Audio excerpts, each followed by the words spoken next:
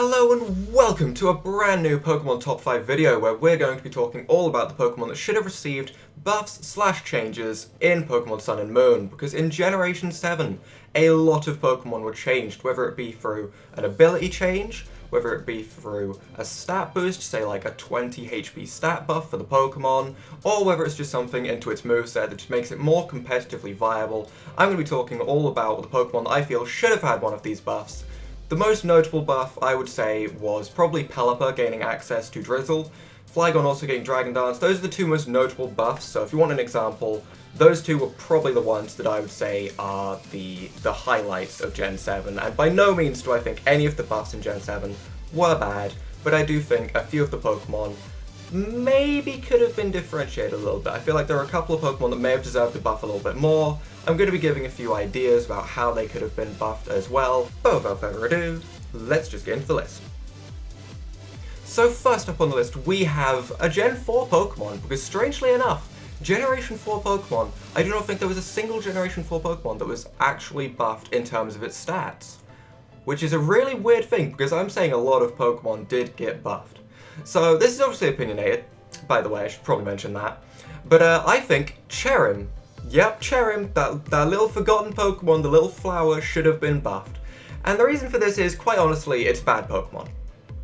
And I'm saying that because it's not competitively viable. I'm basing that on competitively viable. It's a fun Pokemon to use, don't get me wrong, but I do classify it as what I would call a gimmick Pokemon, where it's all about the form change, the fact that the Pokemon changes form.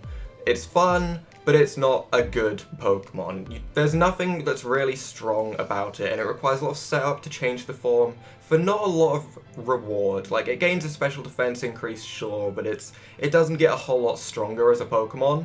And there's one Pokemon that made me realize that CHERRIM was not as strong as it could be, and that is Bellossom. Bellossom got access to a much more potent and powerful move. It got access to Quiver Dance. Meaning, I think CHERRIM should get access to Quiver Dance. This is just how I would personally like to see it buffed. However, another way of buffing it would have also been to give it a bit of a stat change, maybe give it like an extra 20 into its special attack stat, or just something like that, to make it just a little bit stronger.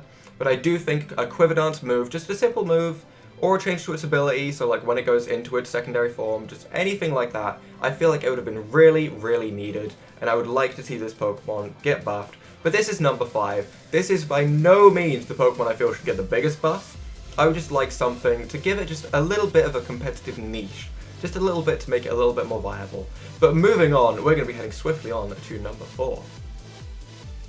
In the number 4 spot on this list, we have a Pokemon that is not on this list because of its competitive play. Honestly, this Pokemon is a great competitive Pokemon that you see a reasonable amount of the time, and it does its job well. The reason it is on this list is because of a little thing that I would like to call a counterpart. And that is going to be the Pokemon that I feel is basically the same as the Pokemon itself. For example, you would compare Groudon with Kyogre. They are like a pairing. You can't really have one without the other. If one base stat total changes, you'd want the other one raised. SKARMORY's pairing is with Mantine. Mantine got a 20 HP buff, which I'm fine with. I am happy with. I think it did need that buff, personally, for better use. However, they didn't buff SKARMORY. So, SKARMORY is on this list purely because I want to see the counterpart system in action. You don't buff one Pokemon without buffing the other in this case, and that's because their stats are exact opposites of each other. One is special, one is physical. SKARMORY has great physical defense, whereas Mantine has great special defense. So, while I can understand why this Pokemon was not buffed, I would like to see it buffed just for the whole OCD thing of them having the same base stat total, the same base stats, and being the opposites of each other. They're next to each other in the Pokedex at 227 and 228. I would just like to see them kept the same. But that's enough about me kind of complaining about this one. Let's just continue with the list.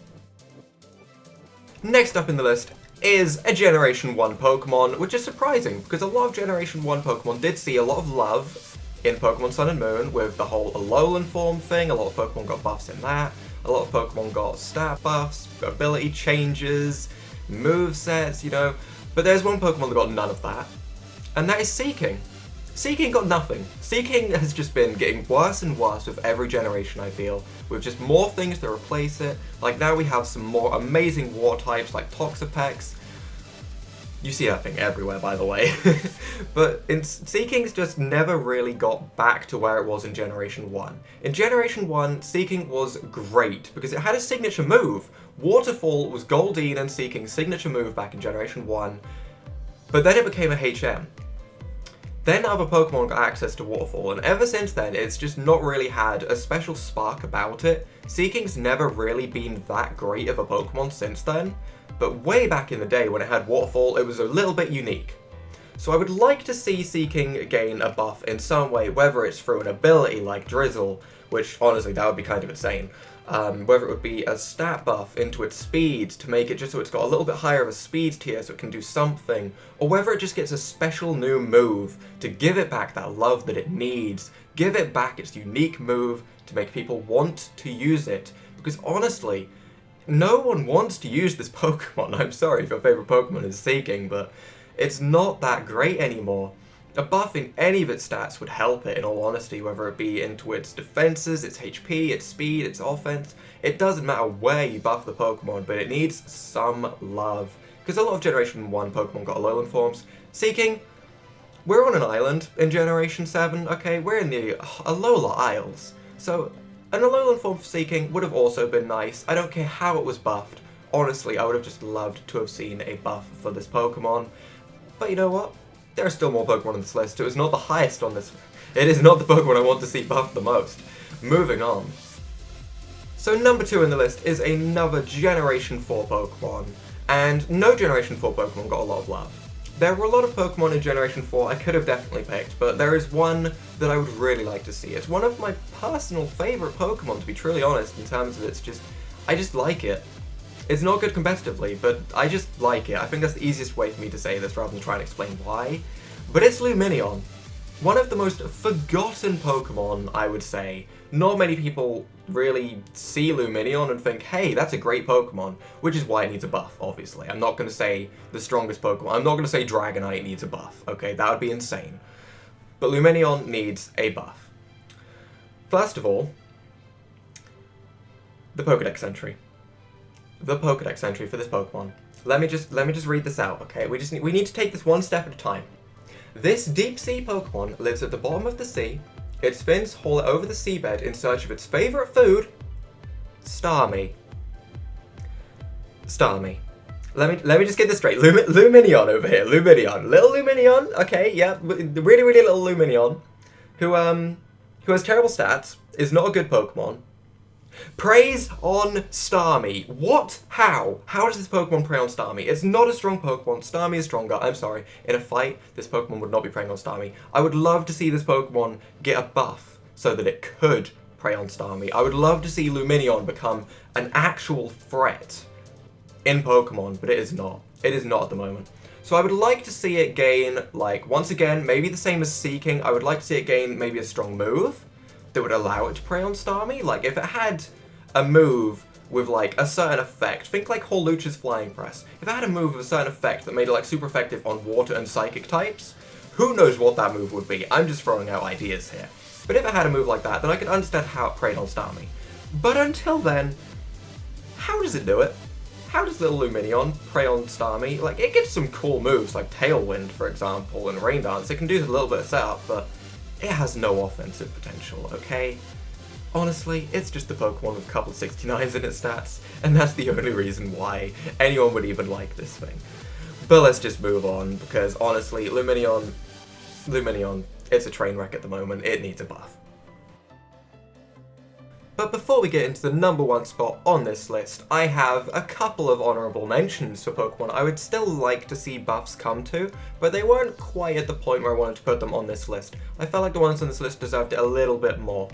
But you know what? These Pokemon still deserve a little bit of love, and these Pokemon are Shiftry, Carnivine, and Druddigon.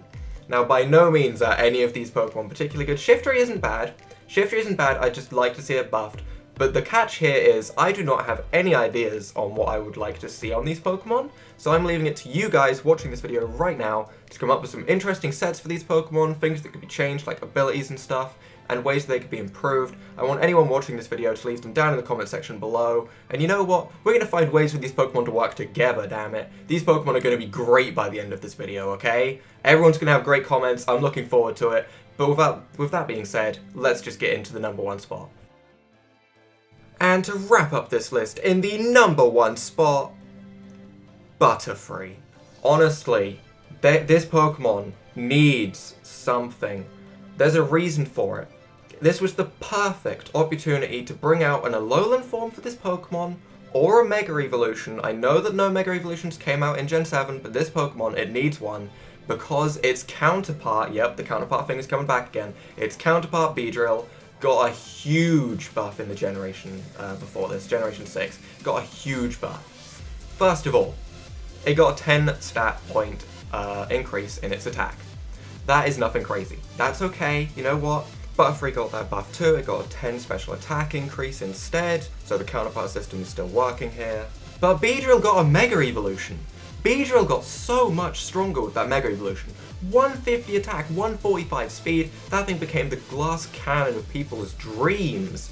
And with the Generation 7 change to Megas, the way their speed is calculated, it got another buff on top of that in a way. Because now it's a very, very fast threat the second it approaches onto the battlefield. It no longer needs to protect that first turn on the field. Meaning, honestly, Butterfree, where are you? Butterfree, what is happening? Your counterpart has completely overshadowed you. Butterfree, no one is using it. It does have access to Quiver Dance, but it is not good. I would have liked to see an Alolan form for this Pokemon.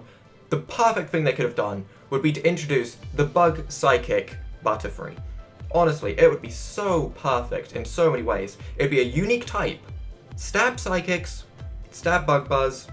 It can get, like, a new ability of some sort, who knows what, honestly, who knows what. I would just like to see a Bug Psychic Butterfree. I would like to see Butterfree get some love. I would like to see Butterfree get something. I don't know why Gamefreak did not take this opportunity to buff Butterfree. It would have been just so amazing to see this Pokemon be back on par with Beedrill again. But instead, it's been overshadowed. It has no love. I feel bad for Butterfree. And I really hope Generation 8 does it some damn justice. But that's going to wrap it up for this video, so if you guys have enjoyed the first of these top 5s, leave a like down below, subscribe for more top 5s and top 10s. I haven't settled on a schedule for them yet, but they'll be coming out probably every Wednesday. Can't make any guarantees about that just yet, but if this video gets a good response, I will obviously try my hardest to get this coming to you. So, without further ado, bye!